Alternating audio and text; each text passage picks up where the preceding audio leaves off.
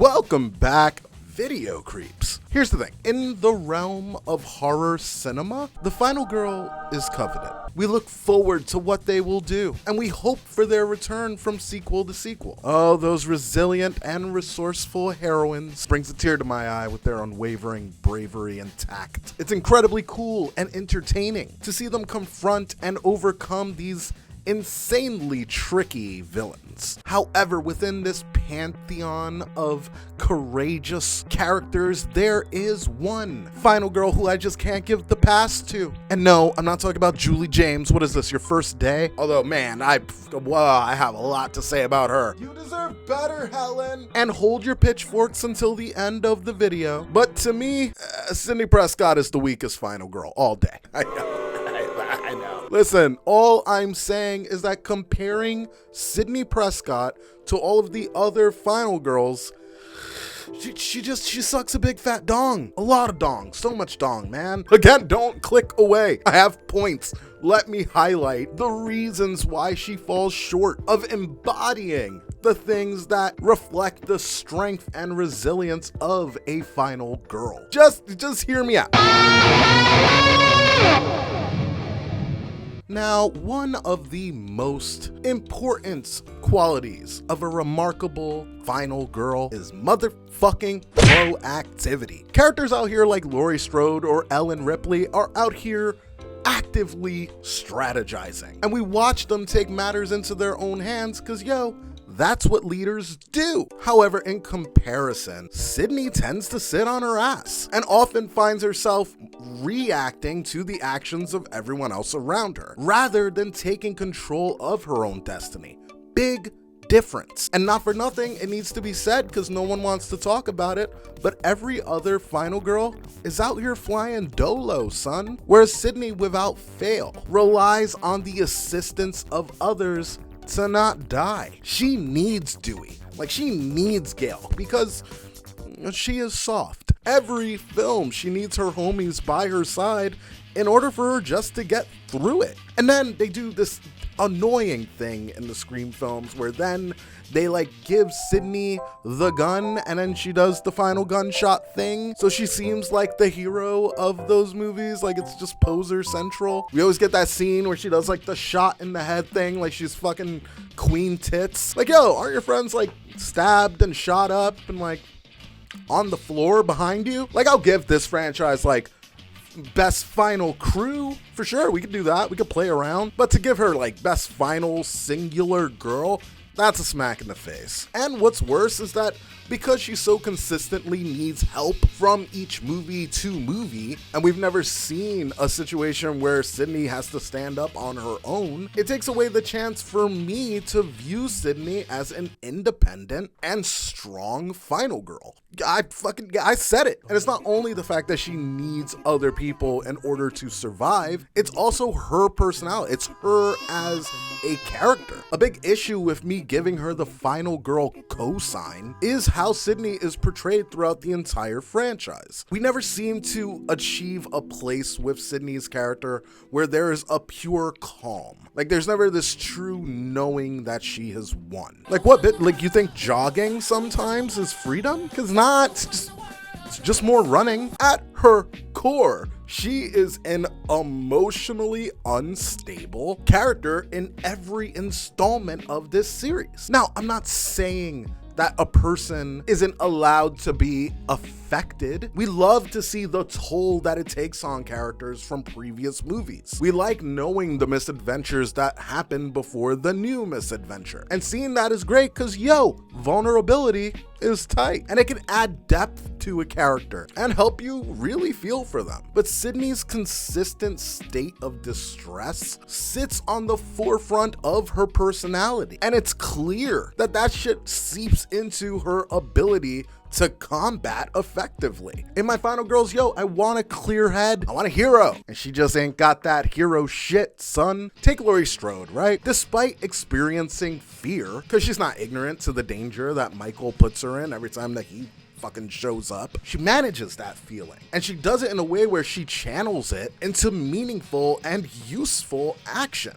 And by the end of Laurie's efforts, she emerges as a fierce and formidable force against Michael. In contrast, we've seen Sidney succumb to her overwhelming feelings of fear in every single installment of the Scream franchise. Except for the last one, right? Because, you know, Sidney wasn't there. And we see those same emotions end up clouding her judgment. And it hinders this important thing that all final girls need, the ability to outsmart her assailants. She is constantly trusting the wrong people, underestimating her killers. And the biggest Sidney is that she shows such delayed reactions, which, have consequences. Her emotional fragility straight up undermines her credibility. And I'm not saying that someone with emotional issues isn't capable of greatness, but again, when compared to the other students in the class, her consistent emotional state is a handicap. Add to that another important aspect of being a final girl is survival skills. Characters like Nancy Thompson, who I believe is the greatest final girl of all. She's the highest example. Or even showcase this exceptional intelligence, their adaptability, and their resourcefulness. While Sidney, on the other hand, just straight up relies on luck to survive all of her encounters. Like, think about what are Sidney's preventative actions in order for her not to fall into like the same situation again? What have we seen her do? What, she moved away? She installed a security system, fucking wrote a book so that way she's in the public eye at all times and shit. She's just not smart in terms of preventing things happening to her again. It feels like she goes through these traumatic events and then just tries to hit the reset button as if nothing happened, while at the same time being emotionally stunted so that way she can't actually move forward. Like, what are you doing, man? It's the same thing every time we re-pick up with Sidney, only now she has a gun. I'm Sidney fucking Prescott, of course I have a gun. She shows zero skills or growth throughout the entire franchise. She makes no efforts to show her cunning or her preparedness. Now, I say that Nancy is the greatest final girl of all time because she is. And in every important way, she is like the anti-Sidney. She is resourceful and super smart. We see her investigate her big bad and go around gathering up the information that she needs in order to always be one step ahead. She refuses to be a passive victim of Freddy Krueger, and as a result, we the audience get to view her determination and her courage grow from each film that we see her in. She is the criteria in strategic planning and structuring a way towards her victories. And all the while, Nancy does it with empathy and compassion for the people who are around her, be that her friends or a group of wayward teenagers. She makes her emotional prowess contagious, so much so that it makes the people around her braver as well. There's a genuine care that we get from Nancy. Unlike Sidney, who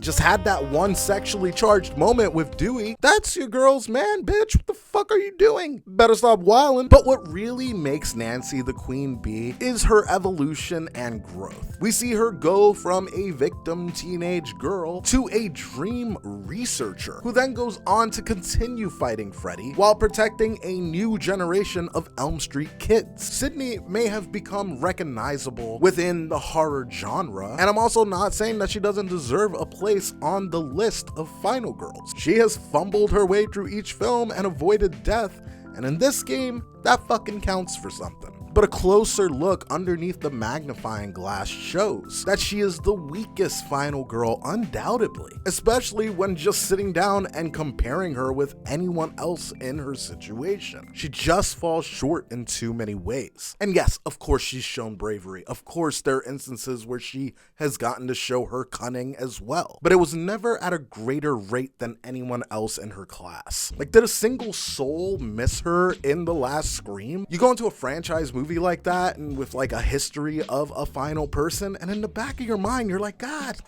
I hope they show up. Remember that feeling at the end of Evil Dead when Ash was like groovy? That shit was magic. Sidney didn't even show up while 2 other women fucked her man. Just straight up in broad daylight. They were like, this is my franchise now. And not a single person missed her. But hey, that's my opinion. But do you agree? Are your fingers just ready to fucking let me have it in the comments section? If so, I'm ready for it. Either way, let me know down below. As always, please like and subscribe to the channel. Those things sound like something you've heard a million times, but it helps. So please do that. If you really dig the video, go ahead and share me out. And if you want to support more, go to the link in the bio of this video. Follow me on Instagram if you want to be friends, and become a Patreon if you want to unlock a ton of exclusive content, from videos to movies to a playlist and a podcast, like everything. I be wilding on my Patreon. For everyone else, I'll see you on the next video. Peace, video creeps. I'm happy, I'm happy, I'm happy, I'm happy, I'm happy, I'm happy. And I punch the man who says I'm not. I'm happy, I'm happy, I'm happy, I'm happy, I'm happy, I'm happy. And I punch the man who says I'm not.